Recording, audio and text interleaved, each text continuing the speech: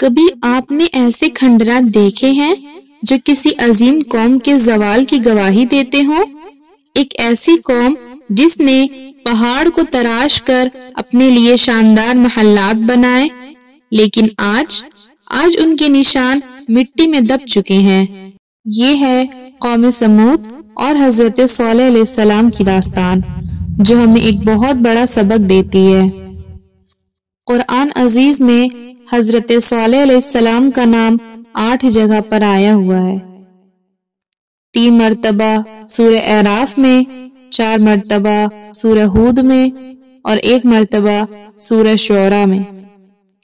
حضرت صالح علیہ السلام جس قوم میں پیدا ہوئے اس کو سمود کہتے ہیں، اور سمود کا ذکر 9 سورتوں میں کیا گیا ہے۔ علماء انساب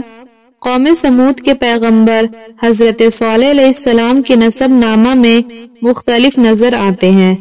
مشہور حافظ حدیث امام بغوی نے آپ کا نسب اس طرح بیان کیا ہے: صالح بن عبید بن آصف بن ماشح بن عبید بن حادر بن سمود۔ اور وہب بن منبہ مشہور تابعی ہیں، انہوں نے اس طرح بیان کیا ہے کہ صالح بن عبید بن جابر بن سمود۔ اگرچہ بغوی زمانہ کے اعتبار سے وہب سے بہت بعد میں ہے، اور وہب تورات کے بہت بڑے عالم بھی ہیں، تاہم حضرت صالح علیہ السلام سے سمود تک نسب کی جو کڑیاں بغوی نے جوڑی ہیں، علماء انصاف کے نزدیک وہی تاریخی حیثیت سے راجح اور قرین ثواب ہے۔ اس نسب نامہ سے یہ بھی واضح ہو جاتا ہے کہ اس قوم کو، جس کے ایک فرد حضرت صالح علیہ السلام بھی ہیں، سمود اس لیے بھی کہا جاتا ہے کہ ان کے نسب نامہ کا جد اعلیٰ سمود ہے، اور اسی کی جانب یہ قبیلہ یا قوم منسوب ہے۔ سمود سے حضرت نوح علیہ السلام تک بھی 2 قول ہیں۔ اول، سمود بن عامر بن ارم بن سام بن نوح علیہ السلام۔ دوسرا، سمود بن عاد بن اوس بن ارم بن سام بن نوح علیہ السلام۔ سید محمود آلوسی صاحب تفسیر روح المعانی میں فرماتے ہیں کہ امام ثعلبی دوسرے قول کو راجح سمجھتے ہیں۔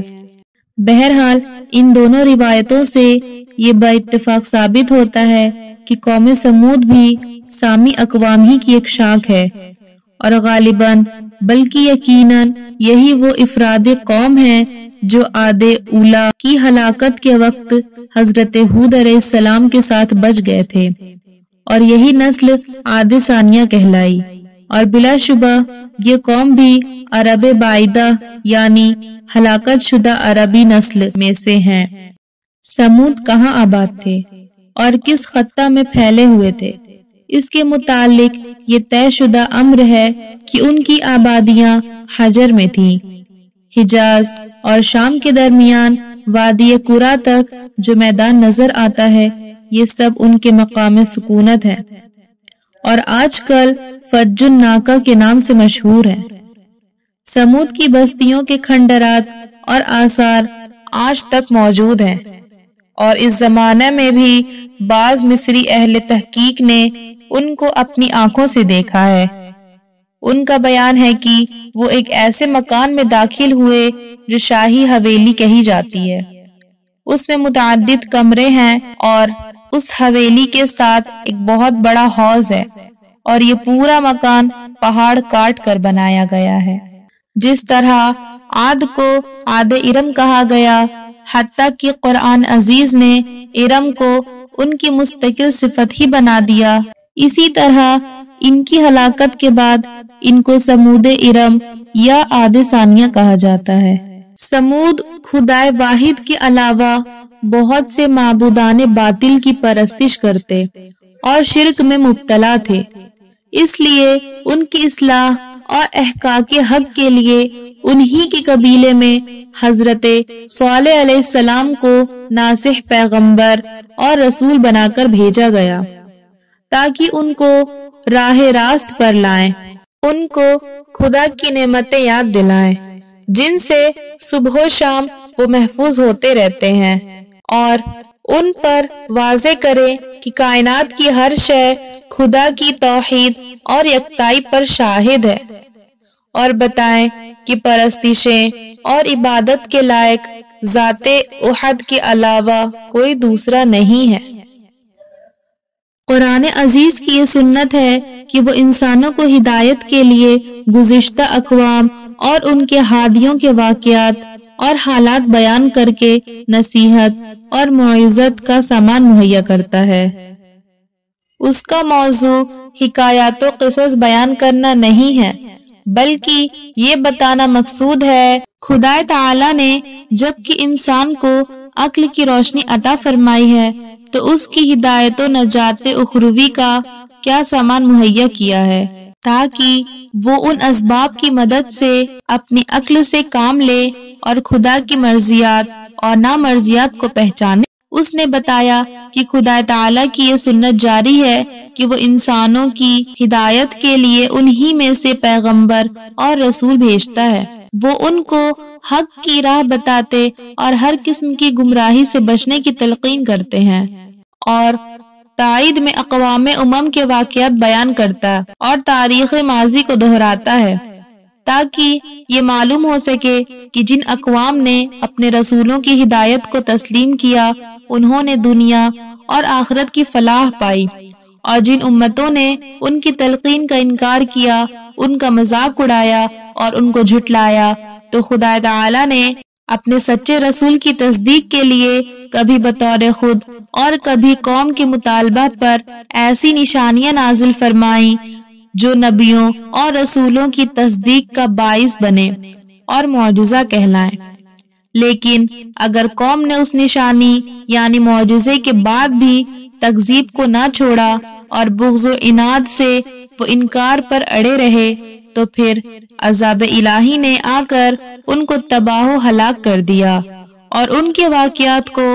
آنے والی اقوام کے لیے عبرت و موعظت کا سامان بنا دیا۔ حضرت صالح علیہ السلام قوم سمود کو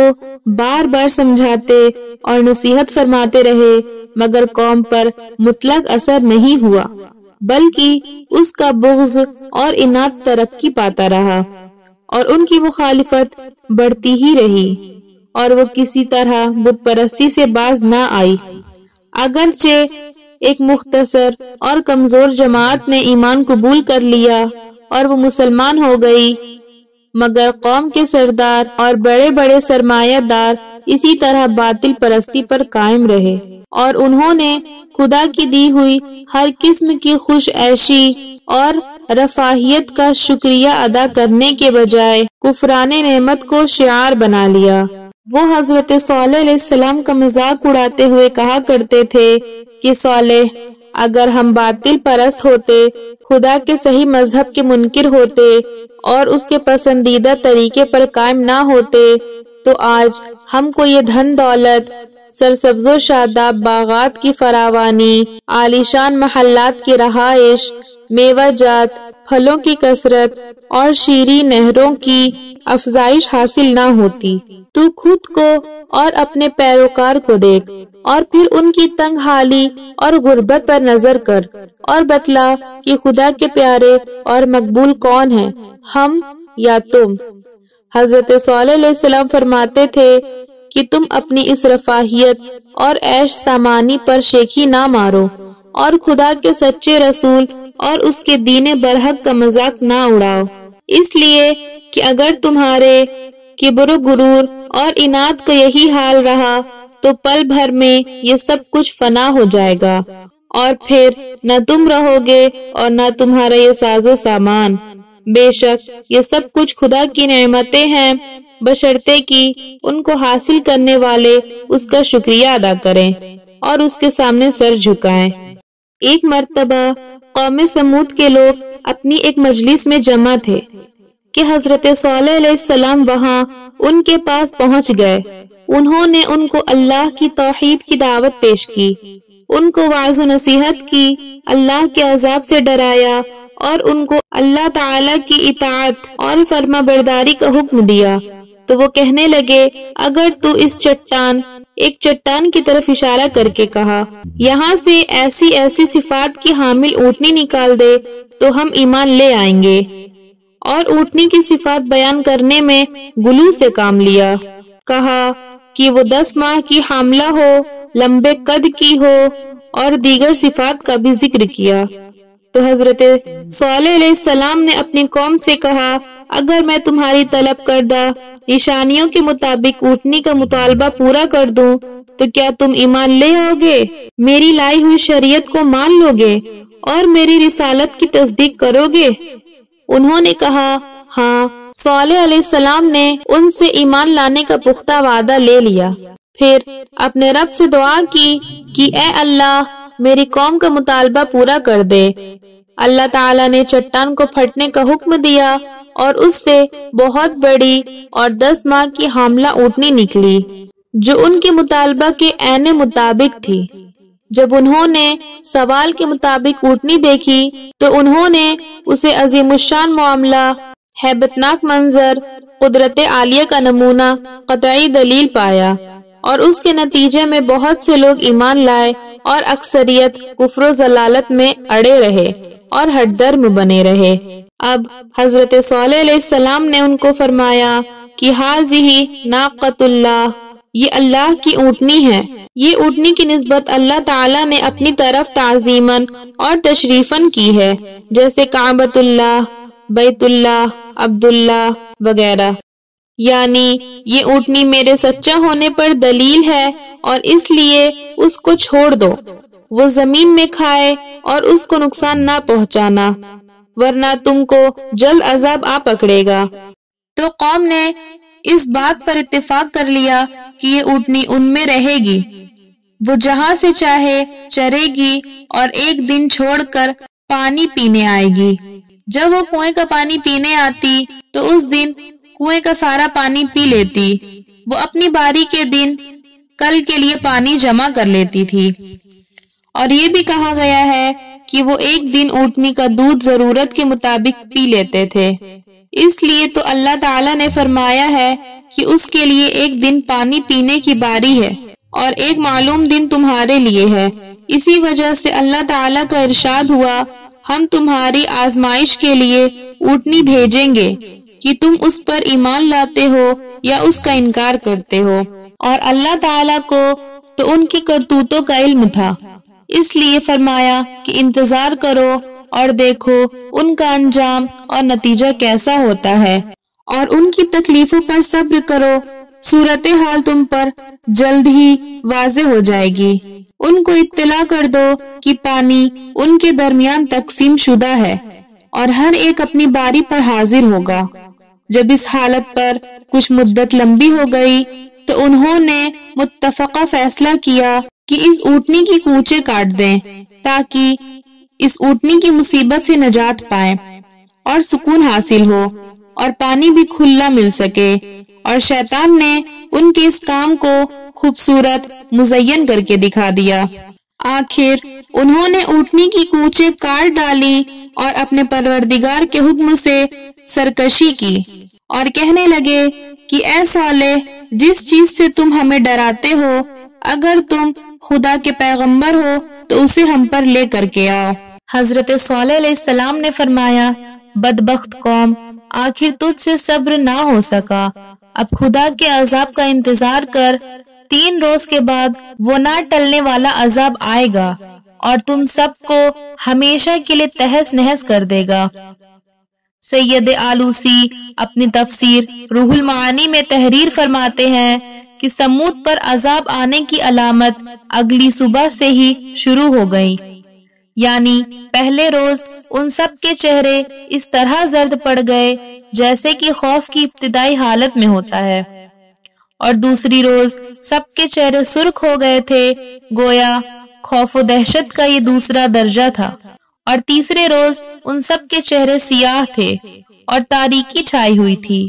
یہ خوف و دہشت کا وہ تیسرا مقام ہے کہ جس کے بعد موت ہی کا درجہ باقی رہ جاتا ہے۔ 3 دن کی ان علامات عذاب نے اگرچہ ان کے چہروں کو واقعی زرد، سرخ اور تاریک بنا دیا تھا، لیکن ان رنگوں کی ترتیبی خصوصیت یہ صاف بتا رہی تھی کہ ان کے دلوں کو حضرت صالح علیہ السلام کے سچے ہونے کا یقین تھا اور صرف حسد اور بغض سے انکار کرتے تھے۔ اب جب کہ خدا کے حکم کے خلاف جرم کر چکے تھے اور اس کے پاداش میں حضرت صالح علیہ السلام سے عذاب کی ہولناک خبر سنی تو ان پر خوف و دہشت کی وہ فطری رنگ اور نقوش نمایاں ہونے لگے جو موت کے یقین کے وقت خوف و دہشت سے مجرموں کے اندر پیدا ہو جاتے ہیں۔ بہرحال ان 3 دن کے بعد وقت موعود آ پہنچا اور رات کے وقت ایک ہیبت ناک آواز نے ہر شخص کو اسی حالت میں ہلاک کر دیا کہ جس حالت میں وہ تھا۔ قرآن عزیز نے اس ہلاکت آفرین آواز کو کسی مقام پر صاعقہ یعنی کڑکدار بجلی اور کسی جگہ رجفہ یعنی زلزلہ ڈال دینے والے شے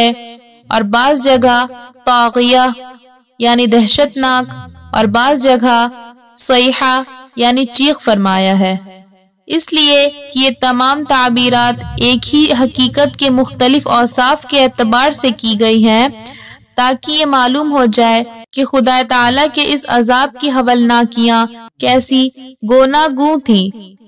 تم ایک ایسی پھوندنے والی بجلی کا تصور کرو جو بار بار اضطراب کے ساتھ چمکتی، کڑکتی اور گرجتی ہو اور اسی طرح کوند رہی ہو کہ کبھی مشرق میں کبھی مغرب میں، اور جب ان تمام صفات کے ساتھ چمکتی، کوندتی، گرجتی، لرزتی، لرزاتی ہوئی کسی مقام پر ایک ہولناک چیخ کے ساتھ گرے تو اس مقام اور اس کے نواح کا کیا حال ہوگا؟ یہ ایک معمولی اندازہ ہے اس عذاب کا جو سمود پر نازل ہوا اور ان کی بستیوں کو تباہ و برباد کر کے سرکشوں کی سرکشی اور مغروروں کے غرور کا انجام ظاہر کرنے کے لیے اور آنے والی نسلوں کے سامنے عبرت پیش کرنے کے لیے تھا۔ ایک طرف سمود پر یہ عذاب نازل ہوا، دوسری جانب حضرت صالح علیہ السلام اور ان کے پیروکار مسلمانوں کو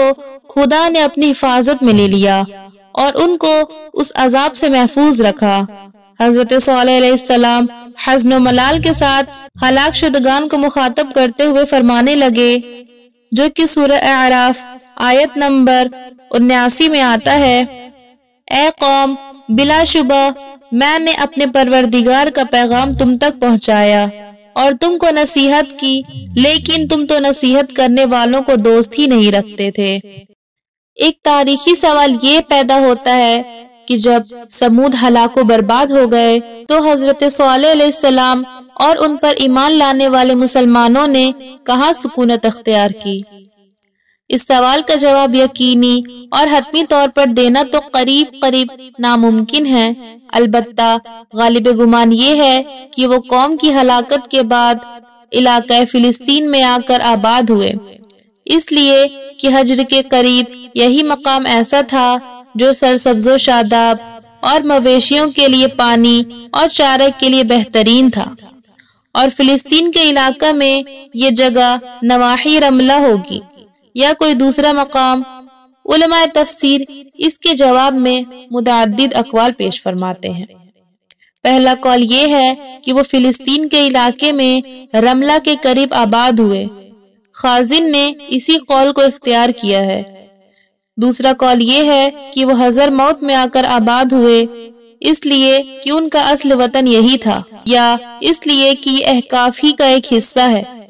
یہاں ایک قبر ہے جس کے متعلق مشہور ہے کہ یہ حضرت صالح علیہ السلام کی قبر ہے۔